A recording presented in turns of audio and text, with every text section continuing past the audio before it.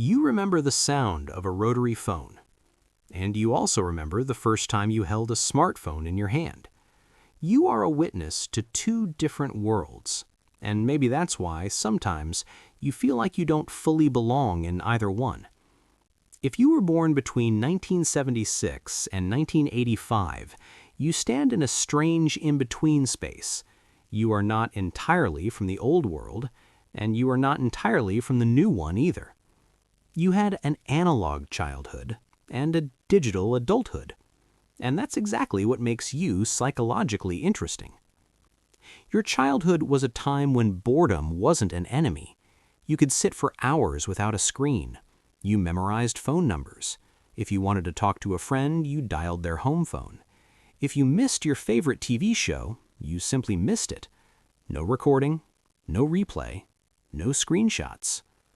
Then suddenly, just as you were forming your identity, the world shifted. The internet became normal. Cell phones moved into everyone's hands. Social media began documenting life in permanent detail.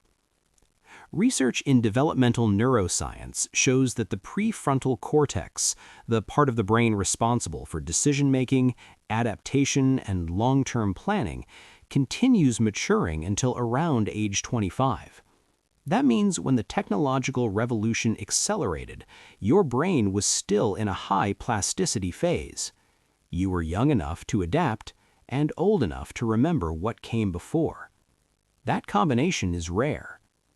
You can hold a face-to-face conversation without checking your phone every few seconds.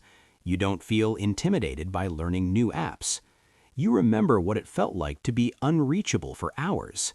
And you also know how exhausting it can feel to be constantly accessible. This isn't just a difference in technology, it's a difference in mental wiring. Psychological research on autobiographical memory suggests that human memory is naturally flexible. We revise experiences over time. Some moments fade, others become meaningful stories. You grew up in a world where embarrassing moments slowly disappeared instead of living online forever. Your past could evolve. It didn't become permanent data. Then came another shock, the 2008 financial crisis. Many of you were entering the job market during that period. Studies on economic hardship show that instability during early adulthood can leave long-term psychological effects, especially around security, risk, and financial trust. Even after stability returns, the nervous system often remembers uncertainty. You adapted to technological change, but economic instability made you cautious. That contradiction became part of your personality.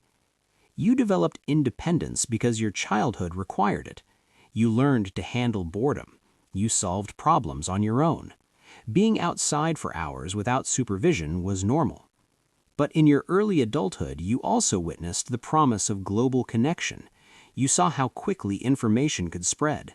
You experienced both skepticism and optimism toward technology. You can be doubtful and hopeful at the same time.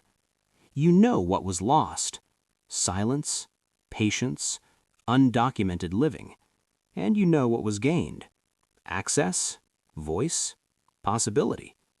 Maybe that's why you can hold contradictions without feeling fractured. You understand that the world changes, you've seen it happen, and you've seen yourself adapt within it. And that might be your real psychological strength. You understand that environments are not permanent, but identity can evolve. If you've ever felt like you don't quite fit into a single generational box, that may not be a flaw. It may be the defining feature of your experience. You lived through transition, and transition builds cognitive flexibility. The future may shift again, but now you know something important. You know you can adapt without completely losing yourself in the process. If this brought back a quiet memory or a feeling you hadn't put into words, you might feel at home here. This space is about understanding the experiences that shape you in ways that aren't always obvious. There's another layer we'll explore next time, and chances are that one will feel personal too.